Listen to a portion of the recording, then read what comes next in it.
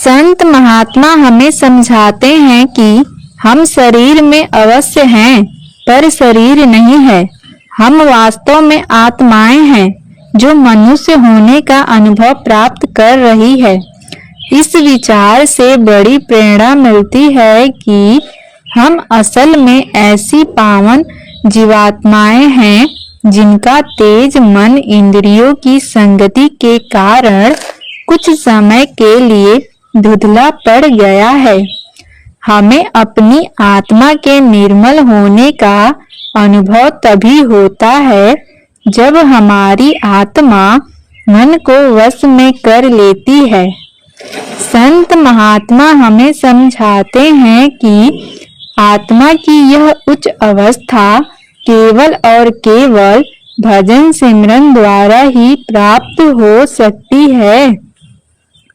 भजन सिमरन द्वारा हम अपना ध्यान तीसरे तिल पर एकाग्र करना सीख जाते हैं। जब हम ऐसा करने में सफल हो जाते हैं, तब मन आत्मा का प्रभाव ग्रहण करने लगता है और शब्द के गुण रहस्य को भी समझने लगता है।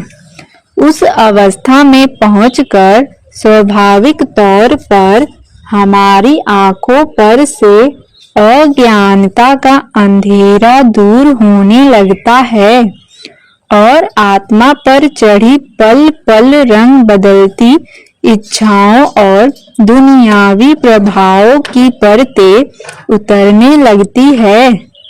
उस अवस्था में पहुंचकर हम अपने अंदर छिपे अपने अमर अविनाशी स्वरूप की शक्ति और मधुरता यानी शब्द के प्रकाश को देखना और शब्द की ध्वनि को सुनना शुरू कर देते हैं। जब तक हम भजन सिमरन का अभ्यास नहीं करते, हमारा मन सांसारिक इच्छाओं, तृषाओं और मोह माया का दास बना रहता है। इस तरह हमारी आत्मा अपने सुयोग्य मित्र यानी जागृत हुए विवेकपूर्ण मन का सहयोग न मिलने के कारण मनुष्य रूप में दृष्टि के सबसे ज्यादा जोखिम भरे काल के इस देश में भटकती रहती है। हिंदुस्तानी भाषा के काल शब्द का जाल बूझकर प्रयोग किया गया है, क्योंकि पश्चिमी देशों में ऐसा अर्थ देने वाला कोई शब्द प्रचलित नहीं है। संस्कृत भाषा में काल का शाब्दिक अर्थ है समय। जीवन की एक के बाद एक घटने वाली घटनाओं की एक लंबी श्रृंखला। संतों के उपदेश में काल को चित्रोलोकीनाथ अर्थात मन और माया के मंडलों का शासक कहा गया है। काल इस भौतिक जगत का स्वामी है जो स्थूल, सूक्ष्म और कारण इन तीनों मंडलों में समस्त उत्पत्ति और संहार करने वाला है। हालांकि परम चेतन सत्ता काल के दायरे के अंदर और बाहर हर जगह व्याप्त है। शब्द अभ्यासी महात्मा समझाते हैं कि काल ही आत्मा को मन माया के मंडलों में बांधे रखता है। ऐसे मंडल जहां आत्मा का नहीं बल्कि मन और जड़ पदार्थों का बोलबाल है। इस जाल में से निकलने का एकमात्र तरीका यही है कि हम किसी देहधारी सतगुरु के मार्गदर्शन में शब्द के अभ्यास द्वारा मन और माया के मंडलों से पार चले जाएं। ऐसा सतगुरु जो स्वयं काल और दैत्य के बंधनों से मुक्त है और जो अपने शिष्यों को भी शब्द के अपार सामर्थ्य का ज्ञान देता है। जब हम होटल में ठहरते हैं तो होटल की समस्याएं दूर करने की कोशिश नहीं करते। यह इसलिए कि हम उस होटल में मेहमान हैं और उस होटल से बंधे हुए नहीं हैं। हम जानते हैं कि हमें आगे के सफर के लिए शीघ्र ही होटल को छोड़कर जाना है। इसी प्रकार नदी पर बना पुल नदी पार करने के लिए होता है। इसलिए कोई भी पुल पर अपना घर नहीं बनाता। तो फिर क्या यह हैरान कर देने वाली बात नहीं है कि यह जानते हुए भी कि दुनिया चला चली का मेला है, हम यहाँ इस तरह रहते हैं जैसे हमें हमेशा के लिए यहीं रहना है। स्वामी जी कहते हैं कि हमें रचना में इतना मोह और प्यार है कि हम मालिक को ही भूल गए हैं, अपने असली घर को भूल गए हैं। हम अपनी असलियत ही भुला बैठे हैं। हम ऐसे भ्रम जाल में फंसे हुए हैं कि जो कुछ दुनिया में नजर आता है हम उसे ही सत्य समझने लगते हैं। संत महात्मा ही नहीं, वैज्ञानिक भी यही कहते हैं कि यह संसार मिथ्या है। वैज्ञानिक बताते हैं कि सब एटॉमिक या क्वांटम के स्तर पर भौतिक दुनिया का कुछ भी शेष नहीं बचता। उस स्तर पर कुछ भी ठोस रूप से नहीं रहता, केवल ऊर्जा ही रह जाती है जो आंखों को दिखाई नहीं देती और न ही जिसका स्पर्श किया जा सकता है।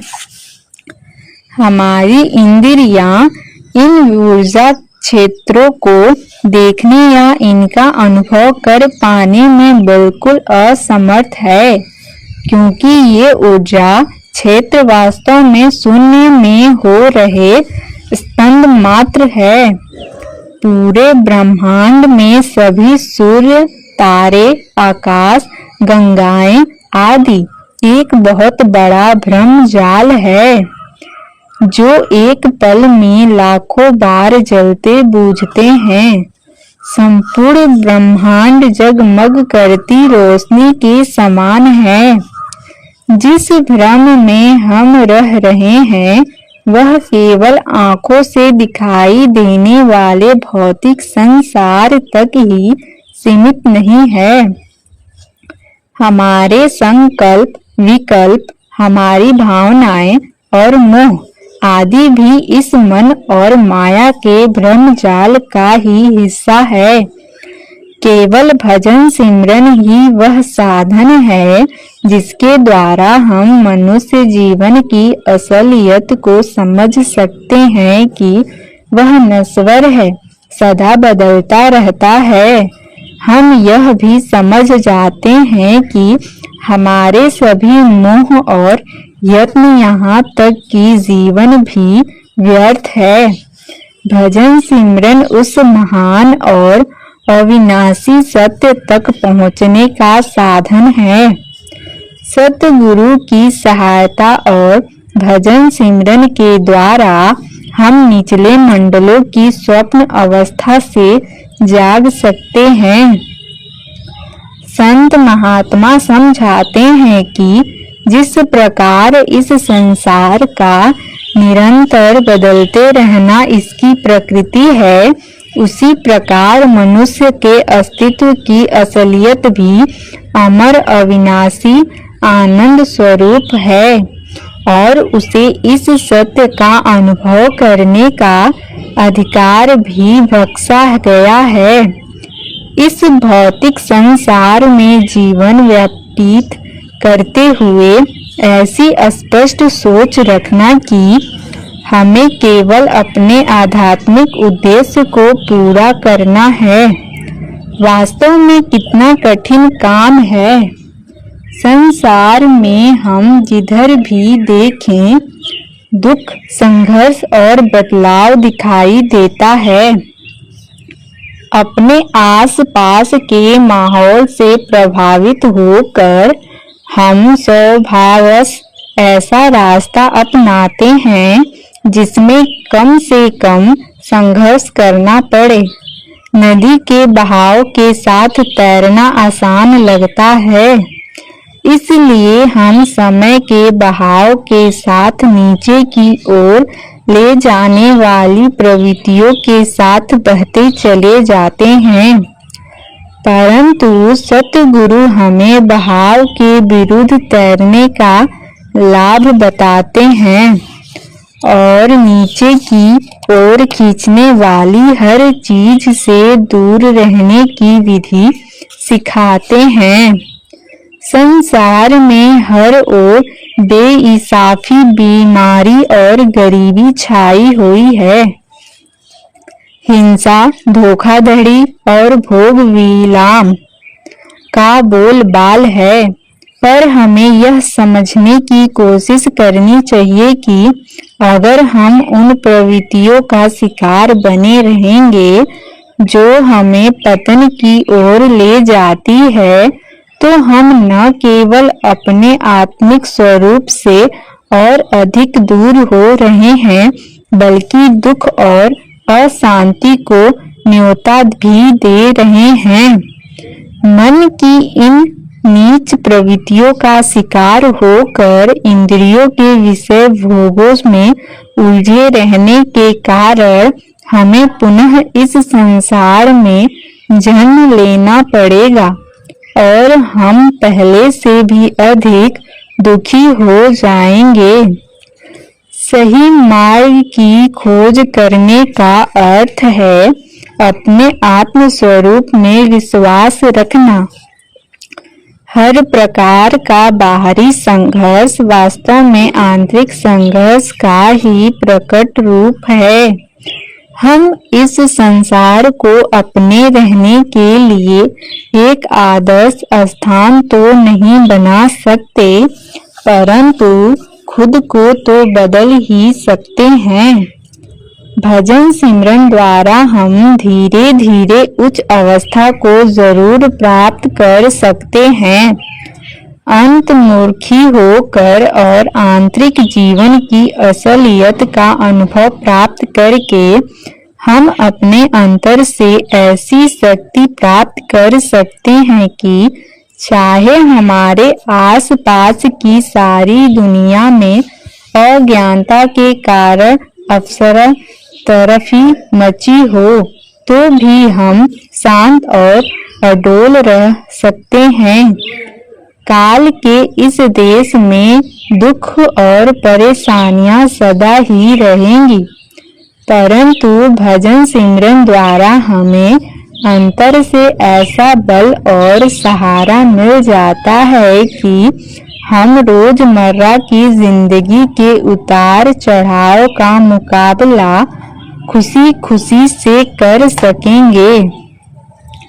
अपने असली स्वरूप की पहचान करने के लिए जब हम संतों के बताए मार्ग पर चलने का इरादा पक्का कर लेते हैं, तो सबसे पहले हमें इस बात को पूरी तरह से स्वीकार करना है कि हमें अपने हर कर्म और विचार का फल भोगना पड़ेगा।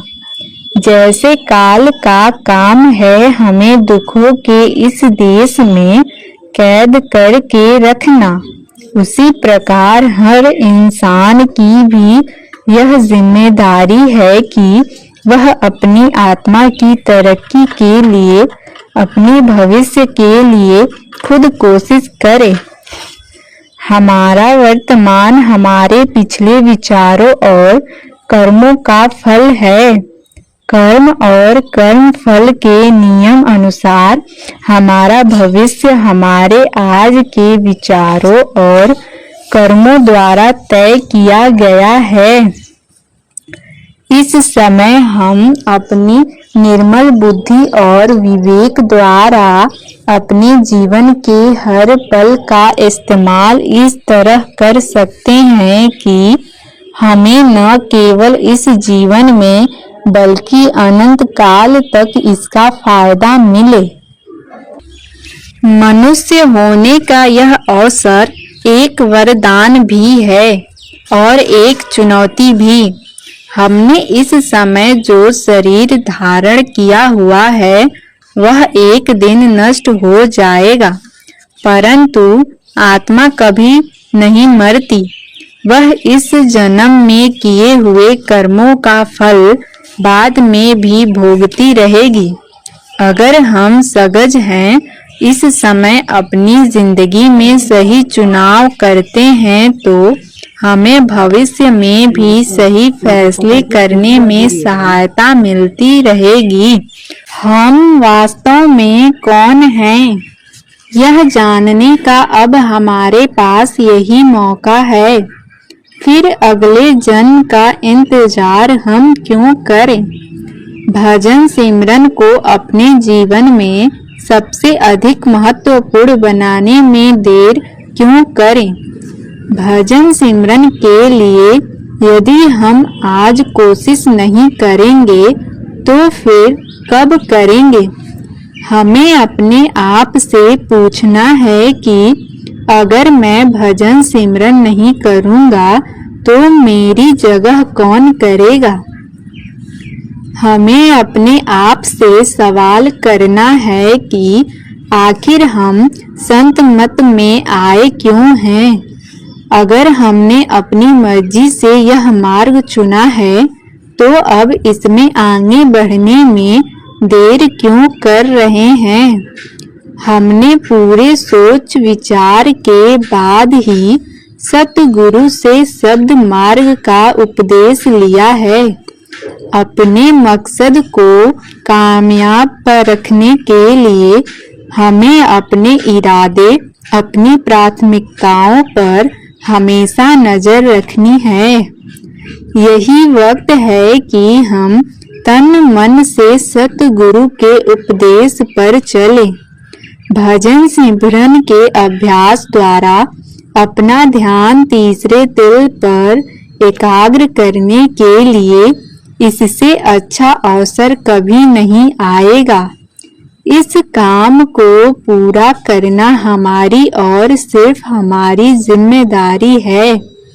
कोई दूसरा हमारे लिए यह काम नहीं कर सकता। परीक्षा पास करने की इच्छा रखने वाले विद्यार्थी को खुद पढ़ाई करनी पड़ती है, कोई दूसरा उसके लिए पढ़ाई नहीं कर सकता। महाराज सावन सिंह जी कहा करते थे, आप साफ साफ शब्दों में शिष्य की जिम्मेदारी की बात कर रहे हैं, जब चाहे का मतलब है प्रयास और संयम द्वारा अपने ध्यान को तीसरे तिल पर टिकाए रखना हमारी जिम्मेदारी है। कोई दूसरा हमारे लिए यह काम नहीं कर सकता। हमें उपदेश देने वाला और हमारा मार्गदर्शन और संभालने वाला सतगुरु भी हमारे लिए यह कार्य नहीं करेंगे। जब तक हम खुद यह कदम नहीं उठाएंगे, परमार्थ में कभी भी तरक्की नहीं कर पाएंगे। सतगुरु नाम की बख्शीशी करते समय भजन सिमरन करने के लिए शिष्य पर पूरी दया मेहर कर देते हैं। पूरे सतगुरु के हर शिष्य में यह क्षमता होती है कि वह भजन सिमरन द्वारा अपना ध्यान आँखों से ऊपर तीसरे तिल पर एकाग्र कर सके। ध्यान रखें कि सुस्ती या डर हमें अपाहिज न बना दे।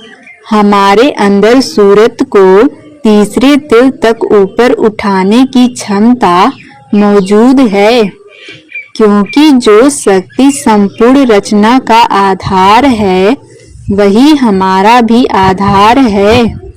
वह शक्ति शब्द है। सतगुरु भी शब्द का ही रूप है और हम भी शब्द का ही रूप हैं। संत मत कोई बीमा पॉलिसी नहीं है कि इससे जुड़कर यानी नाम दाम की प्राप्ति से हमारी मुक्ति निश्चित हो जाएगी। इसमें कोई संदेह नहीं है कि नाम दान की प्राप्ति को साधारण बात नहीं है। नाम दान का मिलना अनगिनत जन्मों की यात्रा का सर्वोच्च पड़ाव है, पर यह सफर का अंत नहीं है। संत बाबा गुरिंदर सिंह जी, जिन्हें बाबा जी कहकर संबोधित किया जाता है, हमें बताते हैं कि नाम दान का मिलना हमारा रूहानी उन्नति की इच्छा को जाहिर करना है, पर जब तक हम इस इच्छा को पूरा करने की कोशिश नहीं करेंगे, हम सच्चे अर्थों में सत्संगी नहीं बन सकेंगे। जिसे सत्य का संग प्राप्त हो गया है, वही सही अर्थों में सत्संगी है। या तो हम सत्संगी हैं या फिर नहीं हैं। सत्य का अनुभव करने के लिए बीच का कोई और रास्ता नहीं है। महाराज जगत सिंह जी, जिन्हें सरदार बहादुर जी कहकर याद किया जाता है, कहा करते थे कि केवल नाम दान प्राप्त कर लेने से कोई सत्संगी नहीं बन जाता। विश्वविद्यालय में केवल दाखिला मिल जाने से ही कोई बीए की डिग्री नहीं प्राप्त कर लेता।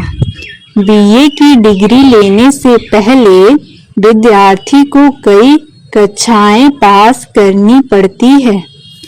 जब तक हम शब्द में लीन नहीं होते, तब तक समझो हम अपने घर की तलाश में लगे हुए केवल खोजी ही हैं। घर पहुंचने का साधन केवल भजन सिमरन है।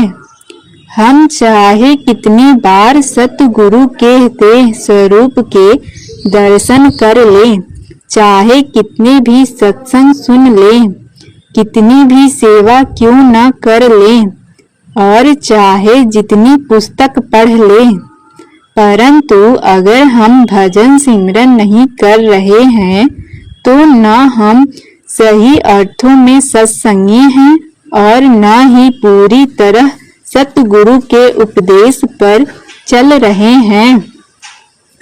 भजन सिमरन के बिना मुक्ति प्राप्त करना नामुमकिन है।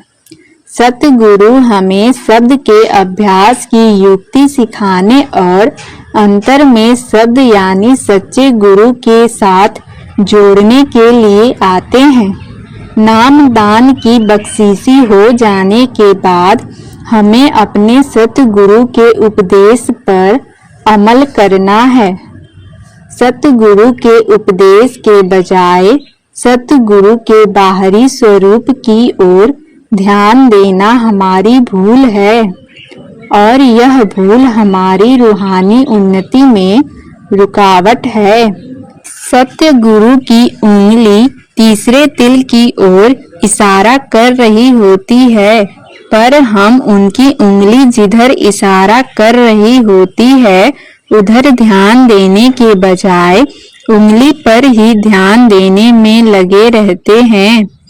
यह मानना सही नहीं है कि सतगुरु के पास जादू की छड़ी है जिसके द्वारा वह हमें मृत्यु के बाद मुक्ति दे देंगे।